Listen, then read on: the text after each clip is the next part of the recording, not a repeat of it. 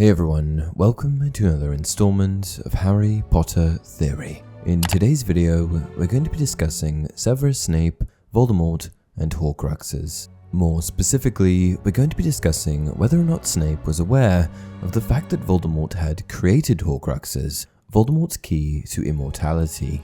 Voldemort's creation of Horcruxes, which are arguably one of the darkest and most twisted forms of magic, started off with just a misguided young boy, unsure of his place in the world. Tom Riddle was an orphan, abandoned by his mother at Wool's Orphanage before he ever got a chance to know her. His existence was a tragedy, and the only reason that he was ever birthed at all was because his mother had used a love potion on his father. When the effects of the love potion wore off, Tom Riddle Sr. immediately left Merope, and this meant that Tom Riddle started off his life with nothing but abandonment. After years at the orphanage, Dumbledore eventually discovered the young Riddle and brought him to the world's finest magical school. While a student at Hogwarts, Riddle was very impressive, and he expressed an unparalleled ability to learn. He constantly asked questions, and he didn't want to leave any stone unturned when it came to the wizarding world. There is one particular branch of magic, however, that captivated Riddle, and it's a form of magic that he certainly should have never discovered. That magic involves Horcruxes, objects in which dark witches or wizards have imbued part of their soul.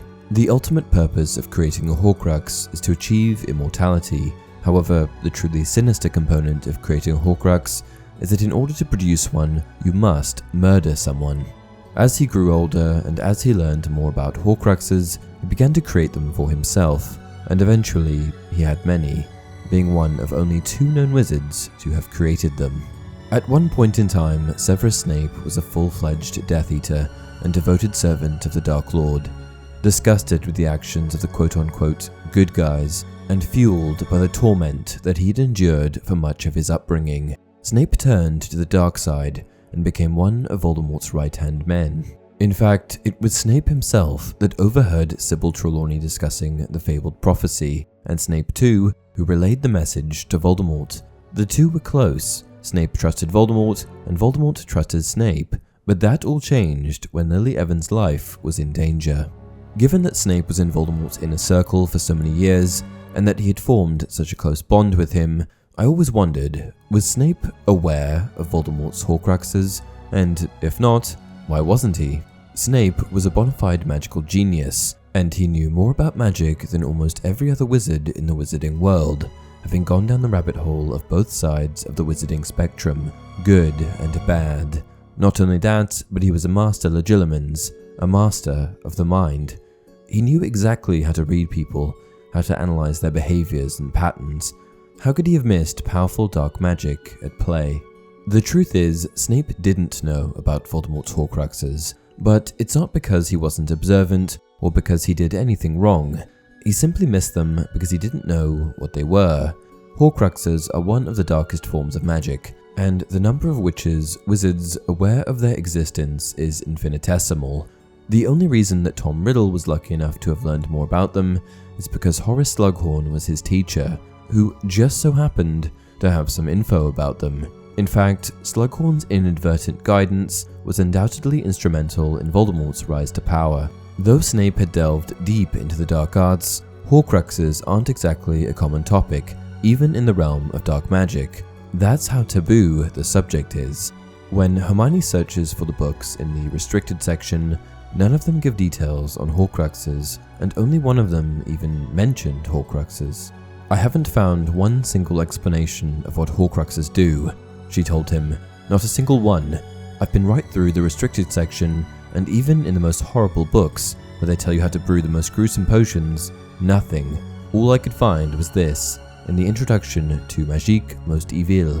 Listen, of the Horcrux, wickedest of magical inventions, we shall not speak nor give direction." "I mean, why mention it, then?" she said impatiently, slamming the old book shut. It let out a ghostly wail. "Oh, shut up," she snapped, stuffing it back into her bag. Furthermore, Dumbledore himself expressed that he didn't believe the existence of Horcruxes to be known by any of the Death Eaters, some of which may have known more about dark magic specifically than Snape. Then you told me, 2 years later, that on the night that Voldemort returned to his body, he made a most illuminating and alarming statement to his Death Eaters. I, who have gone further than anybody along the path that leads to immortality. That was what you told me, he said, further than anybody. And I thought I knew what that meant, though the Death Eaters did not. He was referring to his Horcruxes, Horcruxes in the plural, Harry, which I do not believe any other wizard has ever had. It was an area of magic that was generally unknown, entirely uncharted. Even Lucius Malfoy, a dark wizard that dove into some of the darkest forms of magic and boasted about it, knew nothing of Voldemort's Horcruxes. He was a magical object expert, yet he was unable to recognize the properties of a certain magical object in his possession, Tom Riddle's diary. Of course, Lucius did not know what the diary really was. I understand that Voldemort had told him the diary would cause the Chamber of Secrets to reopen, because it was cleverly enchanted. Had Lucius known he held a portion of his master's soul in his hands, he would undoubtedly have treated it with more reverence. But instead, he went ahead and carried out the old plan for his own ends. By planting the diary upon Arthur Weasley's daughter, he hoped to discredit Arthur, have me thrown out of Hogwarts, and get rid of a highly incriminating object in one stroke. Furthermore, it makes perfect sense that Voldemort would avoid mentioning Horcruxes altogether. Why would he reveal any kind of information about the objects that ensured he remained immortal? Discussing them would only prompt curiosity, and in turn lead to further investigation, which would jeopardize his position. As much as Snape was an all-knowing tactician that you couldn't get anything past, we have to remember that so was Voldemort. He didn't become one of the most powerful dark wizards to have ever lived by accident. He, like Snape, was fueled by a childhood full of abandonment and strife, allowing him to dive into magic driven and undistracted, motivated. Additionally, the timing at which both Voldemort and Snape attended Hogwarts is of utmost importance. Here's the thing, the majority of the knowledge that Voldemort initially gathered on Horcruxes did actually come from the Hogwarts library. However, we also know that by the time Harry goes to Hogwarts, there are no books to be found that broach the topic. So, where did these books go? We need to remember that when Tom Riddle started at Hogwarts, Dumbledore was still just a professor, which meant that he was not yet in charge of the school. However, Dumbledore did eventually become headmaster, and it was at this point that he removed all books from the Hogwarts library mentioning Horcruxes, fully aware of the destruction that they can bring in the wrong hands. "Well," said Hermione, "I've been researching that." "How?" asked Harry. "I didn't think there were any books on Horcruxes in the library." "There weren't," said Hermione, who had turned pink. "Dumbledore removed them all, but he didn't destroy them." In short, though Snape had the same affinity for learning as Voldemort, he didn't have access to the same dark materials growing up, which meant that he never learned of the Horcrux, wickedest of magical inventions.